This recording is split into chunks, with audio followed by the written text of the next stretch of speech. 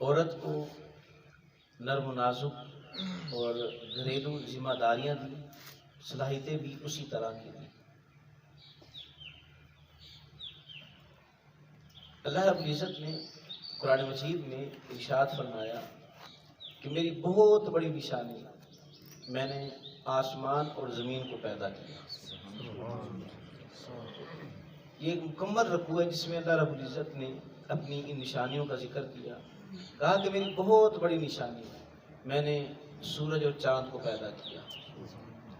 میری بہت بڑی نشانی، میں نے ہواؤں کو چلایا۔ اور پھر فرمایا کہ میری بہت بڑی نشانی، میں نے میاں اور بیوی کو پیدا کیا۔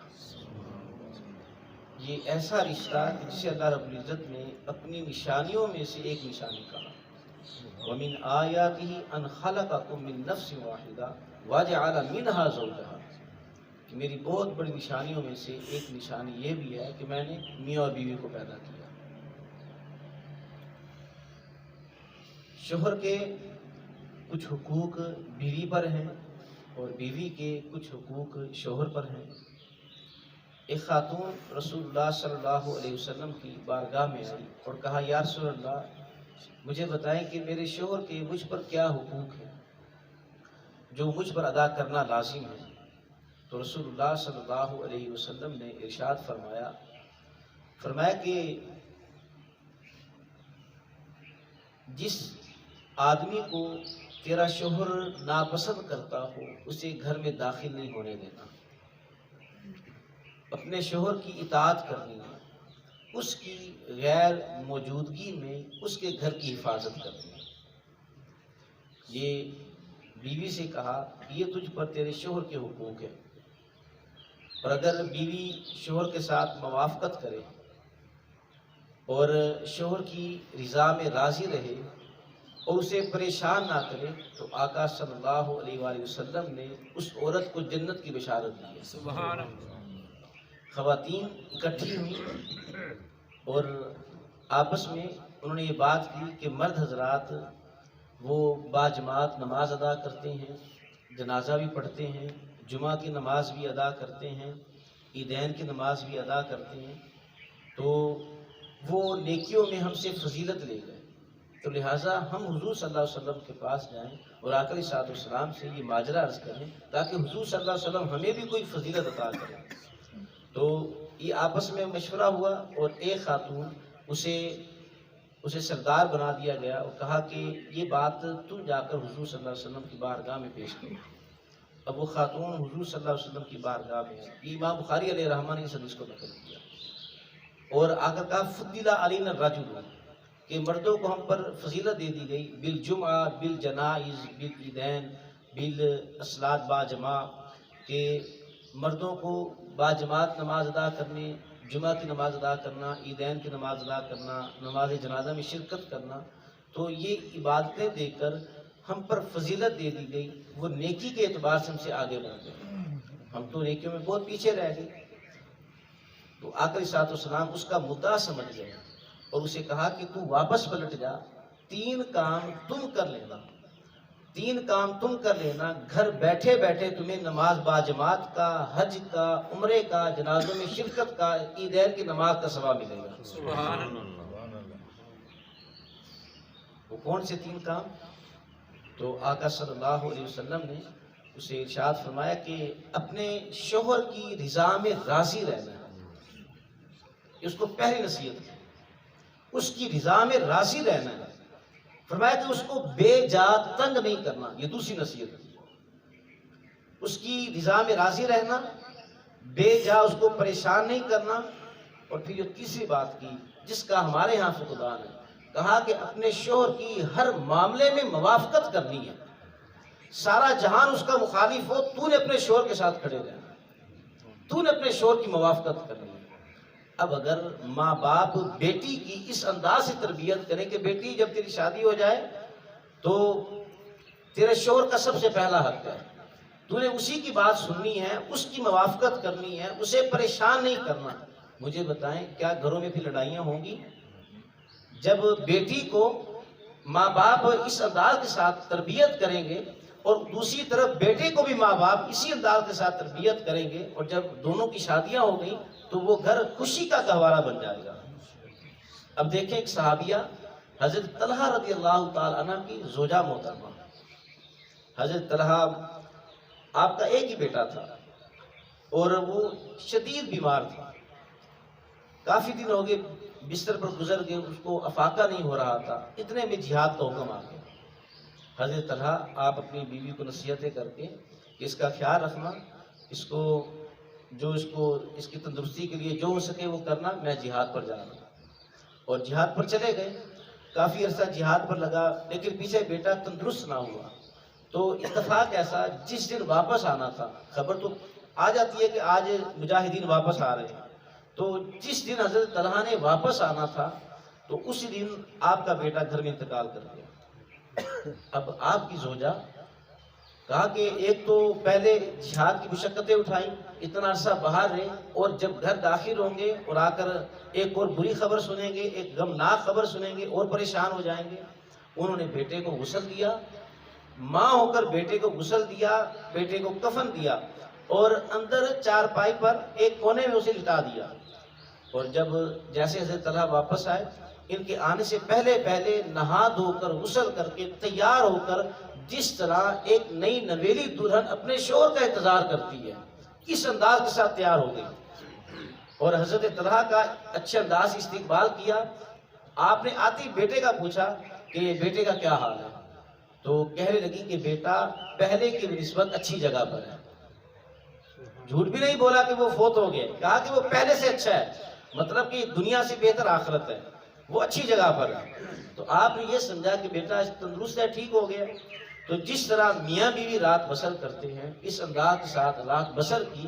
جب صبح حضرت طلحہ نماز پڑھنے جانے لگے تو اب دیکھیں ڈیل کرنے کا انداز، اپنے شوہر سے کہنے لگی کہ اگر تمہارے پاس کوئی امانت رکھوائے اور پھر وہ تم سے وہ امانت واپس طلب کرے تو واپس دینے میں کوئی پریشانی ہونی چاہیے؟ تو آپ نے کہا کہ بالکل پریشانی نہیں ہونی چاہیے، جس کی امانت اس نے واپس لے لی۔ کہا کہ ہمارا بیٹا اللہ کی امانت تھا، اللہ نے واپس لے لی۔ یہ انداز تھا یہ ڈیل کرنے کا اور انہیں بتانے کا۔ آپ نے اپنے سر پر ہاتھ مارا، کہا کہ بیٹا فوت ہو گیا، تم نے مجھے بتایا ہی نہیں۔ اور اسی طرح روتے ہوئے حضور صلی اللہ علیہ وسلم کی بارگاہ میں آئے اور کہا کہ یا رسول اللہ، آج رات میری بیوی نے اس انداز سے قربانی دی ہے کہ بیٹا گھر میں تھا لیکن کہ میں پریشان نہ ہوں، اور اس انداز کے ساتھ میرا استقبال کیا اور مجھے خوش کیا ہے۔ تو آقا صلی اللہ علیہ وسلم نے ایسے ہاتھ اٹھا دیا، دعا دی اور کہا کہ یا اللہ، طلحہ کی اس رات میں برکتیں عطا فرما۔ ایک بیٹا تھا، راوی کہتے کہ ہم نے دیکھا اللہ رب العزت نے حضرت طلحہ کو 9 بیٹے عطا کیے اور 9 کے 9 حافظ قرآن تھے۔ یہ ہے کہ ماں باپ بیٹی کی انداز سے تربیت کریں۔ بیٹی کے گھر بسانے میں ماں باپ کا بہت بڑا کردار ہوتا ہے۔ ہمارے ایک ساتھی ہیں، نیک ہیں، اچھے ہیں، مفتی ہیں اور اسکالر بھی ہیں، اور 10 سال کا عرصہ اکٹھے رہے، بندے کو پتہ چل جاتا ہے کہ وہ کیسا ہے کیسا نہیں ہے۔ اٹھنا بیٹھنا جب ایک جیسا ہو تو اس کا معاف کرنے کا انداز بہت زیادہ ہے کہ معاملہ سلجھ جائے، آپس میں رابطے بڑھ جائیں، قریب ہو جائیں، نفرتیں نہ پیدا ہوں، اس انداز کا اس کا مزاج ہے۔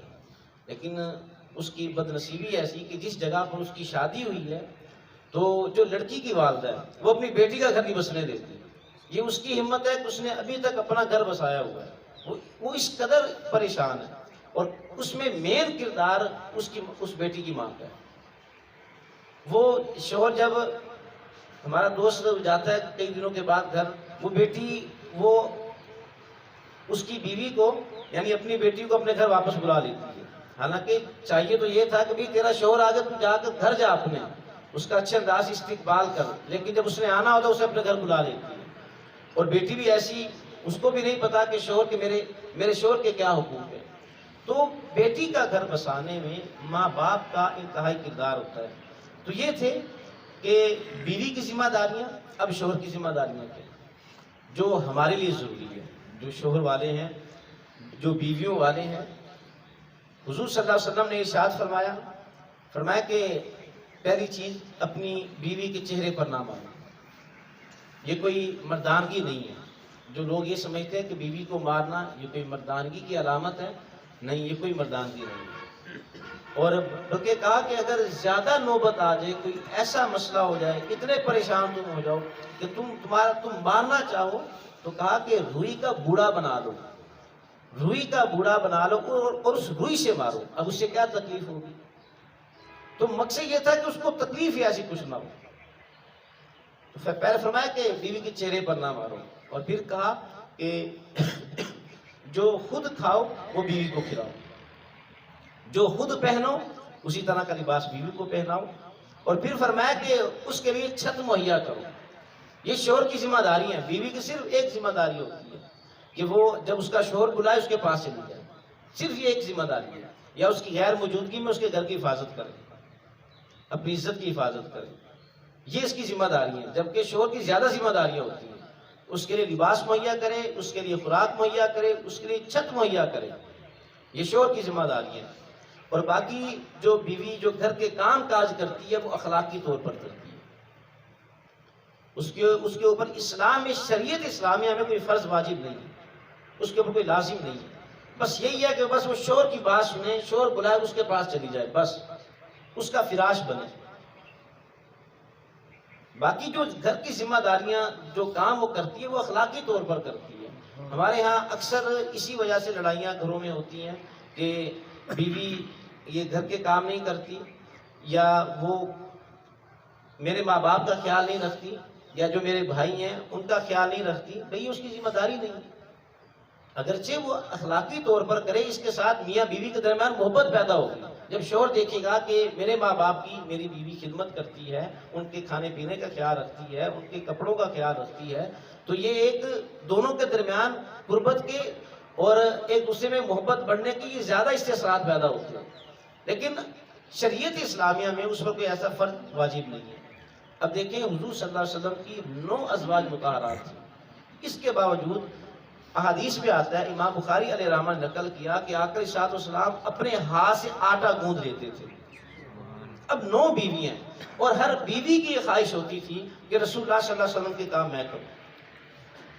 اس کے باوجود حضور صلی اللہ علیہ وسلم آپ اپنے ہاتھ سے آٹا گوندھ رہے ہیں، آپ اپنا لباس کہیں پر سے وہ پھٹ گیا اس کو خود پیبند لگا رہے ہیں، اپنا جوتا خود سی رہے. امام بخاری علیہ رحمہ نے اس حدیث کو نقل کیا کہ حضور صلی اللہ علیہ وسلم کی گھریلو زندگی کیا تھی. اس میں کہا کہ حضور صلی اللہ علیہ وسلم آٹا گوندھ لیتے تھے، جھاڑو دے لیتے تھے، اپنا جوتا خود گانٹھ لیتے تھے، اپنے لباس پر خود پیبند لگا لیتے تھے.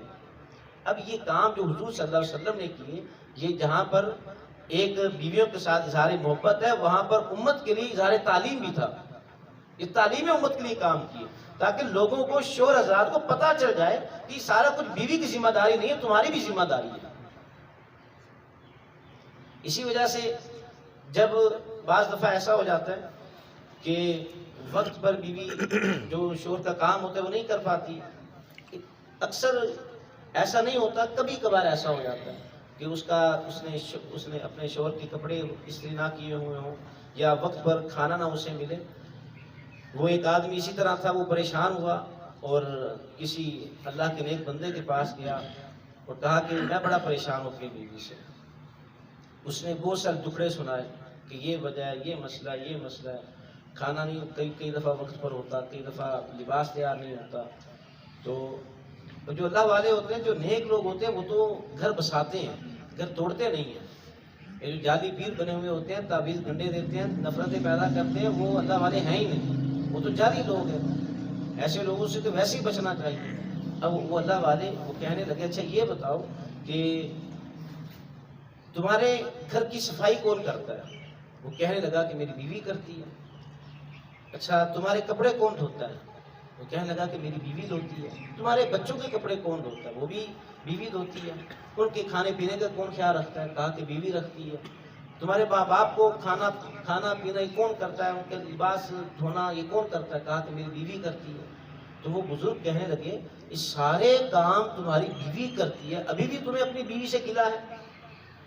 تم پہلے یہ ماہانہ کا حساب لگاؤ نا، 10,000 روپے کپڑے دھونے والے کے لگاؤ، 10,000 روپے تم کھانا پکانے والے کے لگاؤ، 5,000 روپے کوئی صفائی کرنے والی کے لگاؤ، تو یہ تم یہ کتنے کام جو اکیلی ایک بیوی کرتی ہے اور ابھی بھی تمہیں گلا ہے.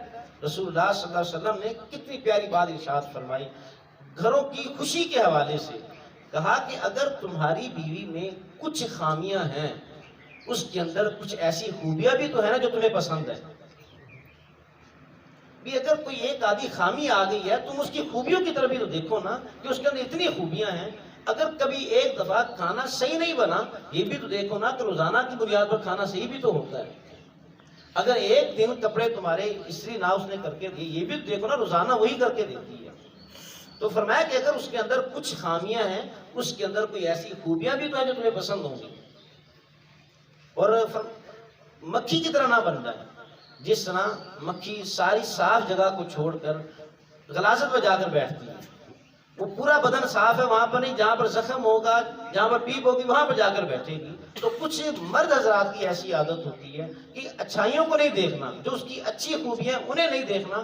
ایک بری خوبی آ گئی اس کو لے کر پکڑ کر بیٹھ جانا اور گھر کو خراب کر لینا.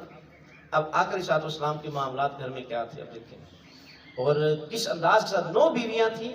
اور جب حضور صلی اللہ علیہ وسلم کی آپ کا وصال ہوا اس دنیا سے تو کسی ایک بیوی کو بھی حضور صلی اللہ علیہ وسلم سے گلا نہیں تھا. یہ حضور صلی اللہ علیہ وسلم کا گھر میں رہنے کا انداز تھا. اور بہترین مرد کون ہے جو اپنے گھر والوں کے ساتھ بہتر ہے وہ بندہ بہتر ہے.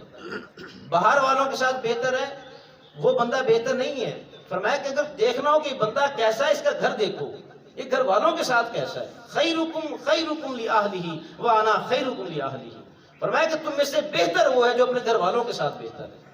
باہر تو بندے کے بعض رویے آرٹیفیشل ہوتے ہیں یہ تو بناوٹی ہوتے ہیں. میں آپ کے ساتھ اچھے انداز سے پیش آتا ہوں کیونکہ میں امام ہوں. ایک ڈاکٹر اپنے مریض سے اچھے طریقے سے پیش آتا ہے اس لیے کہ وہ اس کا مریض ہے. اور اگر وہ اسے اچھے طریقے سے پیش نہیں آئے گا مریض کسی اور کے پاس چلا جائے گا وہ کہے گا مجھے اور بڑے ڈاکٹر ہیں. دکاندار گاہک کے ساتھ اچھے طریقے سے پیش نہیں آئے گا تو وہ گاہک کہیں اور چلا جائے گا وہ کہے گا مجھے اور بڑے دکاندار. تو یہاں پر مجبوریاں ہوتی ہیں. دکاندار کی مجبوری ہے گاہک کے ساتھ اچھے رویے سے پیش آئے. ڈاکٹر کی مجبوری ہے اپنے مریضوں سے اچھے انداز کے ساتھ پیش آئے. امام وہ بھی اس کی ذمہ داری کہ وہ اپنے نمازوں سے اچھے طریقے سے پیش آئے. جتنے بھی بیرونی معاملات ہیں بعض ساری مجبوریاں ہوتی ہیں بعض کے اچھے اخلاق بھی ہوتے ہیں. سارا جگہ پر مجبوری نہیں ہوتی لیکن یہ اگر اچھے طریقے سے پیش نہیں آئے گا لوگ اسے دور ہو جائیں گے. اب بیوی کہاں پر جائے گی وہ تو کہیں نہیں جا سکتی. وہ تو اپنا سارا کچھ پیچھے قربان کر کے چھوڑ کے شوہر کے گھر میں آئی ہے. اب وہ کہاں پر جائے گی. تو اس لیے کہا کہ اگر تم نے کسی بندے کے اخلاق کو دیکھنا ہو کہ اس کا اخلاق کیسا ہے اس کے گھر والوں کے سب کو دیکھو کہ اس کا رویہ اپنے گھر والوں کے ساتھ کیسا ہے. اب دیکھیں آقا صلی اللہ علیہ وسلم کے گھریلو معاملات اور معاملے کو سلجھانے کے انداز. حضرت سودا رضی اللہ تعالیٰ عنہ ام المؤمنین ہماری ماں حضور صلی اللہ علیہ وسلم کی زوجہ محترمہ آپ کی باری تھی. حضرت عائشہ صدیقہ رضی اللہ تعالیٰ عنہ آپ کوئی میٹھی چیز آپ نے پکائی اور یہ حضرت سودا کے حجرے میں چلی گئی. حضرت سودا رضی اللہ تعالیٰ عنہ کو یہ بات ناپسند آئی کہ آج باری میری تھی اور یہ ایسے پکا کر لے آئیں گے. یہ ایک بشری تقاضا ہوتا ہے کہ دل میں اس طرح کی بات کہا جانا. تو حضرت عائشہ نے اب وہ میٹھی چیز جو تھی حضور صلی اللہ علیہ وسلم کے سامنے رکھی. حضرت سودا بھی بیٹھی ہیں خود بھی ساتھ بیٹھ گئی اور حضور صلی اللہ علیہ وسلم اس کو کھانے لگے. حضرت عائشہ بھی کھانے لگے. حضرت سودا ناراضگی کی وجہ سے آپ نہیں کھا رہی تھی.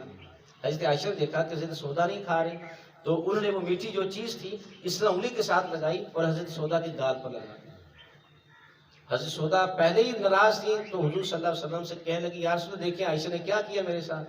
تو حضور صلی اللہ علیہ وسلم نے فرمایا اچھائی کا بدلہ اچھائی ہے برائی کا بدلہ برائی ہے. جس طرح انہوں نے کیا تم بھی ایسے کر دو. تو حضرت سودا نے بھی وہ میٹھی چیز اٹھائی اور حضرت عائشہ کی گال پر لگا دی. اب دونوں گال پر میٹھی چیز لگی ہوئی ہے. اتنے میں دروازے پر دستک کی. حضور صلی اللہ علیہ وسلم دروازے پر گئے دیکھا کہ حضرت عمر تھے اور غالباً اس وقت پردے کی آیات نازل نہیں ہوئی تھی. وہ اندر آنے کی اجازت چاہتے تھے تو آقا علیہ الصلوۃ والسلام جلدی سے واپس آئے. کہا کہ عمر آ رہے ہیں اپنے چہروں کو صاف کر لو. دونوں نے اپنے چہرے بھی صاف کر لیے. دونوں کا بدلہ بھی پورا ہو گیا اور دونوں خوش بھی ہو گئی. تو یہ انداز تھا. اور پھر حضور صلی اللہ علیہ وسلم جب آپ سفر پر جاتے اپنی کسی نہ کسی زوجہ کو اپنے ساتھ لے کر جاتے پورا ڈالتے جس کا نام آ جاتا اسے اپنے ساتھ لے جاتے. حضرت عائشہ صدیقہ رضی اللہ تعالیٰ عنہ آپ ایک سفر میں حضور صلی اللہ علیہ وسلم کے ساتھ تھے اور حضور کا یہ انداز ہوتا تھا کہ قافلے والے کو آگے بھیج دیتے اور خود پیچھے ہوتے. یہ لیڈر تھے. کوئی پروٹوکول نہیں ہے کہ آگے پیچھے آدمی ہوں، آگے پیچھے پہرے دار ہوں، محافظ ہوں، سیکورٹی گارڈ ہوں، کوئی ایسی چیز نہیں تھی. جو لیڈر سچا ہو اسے کسی چیز کا خوف نہیں ہوتا. جو عدل اور انصاف کرتے ہیں انہیں یہ فرش زمین پر اور اینٹ کا سرانہ ہو انہیں اس پر بھی نیند آ جاتا. حضرت عمر کی مثال ہمارے سامنے. بات لمبی ہو جائے گی لیکن ایک ان کی زندگی کا انتہائی اہم پہلو. حضرت عمر یہ حکمرانوں کے حوالے سے، لیڈر کے حوالے سے، آپ کے پاس کسی ملک کا ایک سفیر آیا اور اس نے وہ مسجد نبوی میں آیا اور کہا کہ بھئی وہ امیر المؤمنین کہاں پر ہیں جن کا روب اور دبدبہ ہمارے ملکوں میں بھی ہے اور ہمارے حکمران ان کا نام سن کر کانپ جاتے ہیں. تو کسی نے کہا کہ وہ صاحب نے ان کا گھر ہے وہاں پہ جا کر پتہ کر لو. وہ حضرت عمر کے گھر چلا گیا. اب گھر کیا تھا؟ ایک چھوٹا سا گھر ہے اور ٹوٹا سا دروازہ ہے. اس نے دروازہ کھٹکھٹایا، اندر سے آواز آئی، جی کیا بات ہے؟ کہا کہ امیر المؤمنین عمر فاروق سے ملنا ہے. تو کہا کہ وہ گھر نہیں ہے، وہ باہر کہیں پر ہے. وہ بندہ حیران ہے، عجیب معاملہ ہے، مسلمانوں کا امیر اور کسی کو پتہ ہی نہیں وہ کہاں پر ہے. اس کا کوئی دربار نہیں، کوئی اس کا محل نہیں ہے، کچھ بھی نہیں ہے. تو کسی نے کہا کہ میں نے انہیں وہ جنگل میں جاتے ہوئے دیکھا تھا، اس طرف چلے جاؤ تمہیں وہاں پر مل جائیں گے. اب وہ اسی راستے پر چل پڑا تو دیکھا کہ ایک درخت کے نیچے حضرت عمر آپ زمین پر سوئے ہوئے ہیں اور جو آپ کا سرانہ تھا وہ آپ نے کوئی پتھر اپنے سر کے نیچے رکھا ہوا تھا. اور وہ سفیر اس نے حضرت عمر کو دیکھا، وہ کانپنے لگ گیا. حضرت عمر سوئے ہوئے ہیں اور وہ حضرت عمر کو دیکھ کر کانپ رہے ہیں. حضرت عمر کو اس نے جگایا اور کہا کہ اے مسلمانوں کے امیر، ہمارے بادشاہ بڑے بڑے محلوں میں اتنے سکون سے نہیں سوتے، تم یہاں پر سوئے ہو، میں کانپ رہا ہوں. تو آپ نے اس وقت تاریخ ساتھ جملے کہے، کہا کہ تم دنیا پر عدل کرو، دنیا پر انصاف کرو، دنیا تمہارے نام سے کانپے گی. تو آقا علیہ السلام آپ کا یہ انداز ہوتا کہ قافلے والے آگے ہیں اور خود حضور صلی اللہ علیہ وسلم سب سے پیچھے ہیں. اور جب قافلے والے آگے چلے گئے، حضرت عائشہ سے فرمانے لگے، عائشہ دوڑ نہ لگائیں، عائشہ دوڑ نہ لگائیں. کیوں نہیں یا رسول اللہ؟ حضرت عائشہ کہتی میں دبلی پتلی تھی اور ہم نے دوڑ لگائی. اور ادب کا یہ عالم، حضرت عائشہ آگے بڑھی تو یہ نہیں کہا کہ میں حضور سے آگے بڑھ گئی، کہا کہ میں اپنے قدم سے آگے بڑھ گئی. اور حضرت عائشہ جیت گئی. کافی عرصہ بیت گیا. حضرت عائشہ آپ کا جسم بھی کچھ وزنی ہو گیا، اسی طرح سفر سے واپس آ رہے تھے. فرمایا کہ عائشہ دوڑ نہ لگائیں. کیوں نہیں یا رسول اللہ؟ دوبارہ دوڑ لگائی، حضور صلی اللہ علیہ وسلم آگے بڑھ گئے. جب آگے بڑھے تو دوڑتے دوڑتے پیچھے مڑ کر حضرت عائشہ کی طرف دیکھا اور کہا کہ عائشہ یہ اس دن والا بدلہ ہے. یہ محبت کا انداز تھا. ہمیں سے جو شادی شدہ حضرات ہیں ان میں سے کتنے ایسے افراد جنہیں پتا ہو کہ ان کی بیوی کی آنکھوں کا رنگ کون سا ہے؟ نہیں پتا ہوگا، کبھی اتنے غور سے دیکھا نہیں ہے. بیوی کی معمولی بات اسے غور سے سنیں، اس کو توجہ دے، اسے احساس دلائے کہ تمہارا کوئی اپنا ہے، تمہاری کوئی بات سننے والا ہے. حضور صلی اللہ علیہ وسلم گھر آتے دیکھا کہ حضرت عائشہ پانی پی رہی ہے تو فرمایا کہ عائشہ یہ پانی بچا کر مجھے بھی دے. حضرت عائشہ نے پانی بچا کر حضور صلی اللہ علیہ وسلم کو دیا. اور آقا صلی اللہ علیہ وسلم وہ پیالے کو ایسے گھما کر دیکھتے ہیں اور پوچھتے ہیں کہ عائشہ تم نے کس جگہ سے پانی پیا؟ اور جب وہ مطلوبہ جگہ مل گئی حضور صلی اللہ علیہ وسلم نے وہاں سے خود پانی پیا. یہ انداز محبت تھا. یہ سارا کچھ کس لیے تھا؟ جہاں پر یہ انداز محبت تھا وہاں پر یہ تعلیم امت بھی تھا، امت کی تعلیم کے لیے تھا. تو اللہ رب العزت جو شوہر والے انہیں اپنے حقوق ادا کرنے کی توفیق عطا فرمائے، اور جو بیٹیوں والے ہیں، باپ ہیں، وہ اپنی بیٹیوں کی اس انداز کے ساتھ تربیت کریں، انہیں اس انداز کے ساتھ تعلیم دیں. اللہ رب العزت ہمارے گھروں میں خوشحالی نازل فرمائے. وصلی اللہ تعالی علی حبیبہ محمد.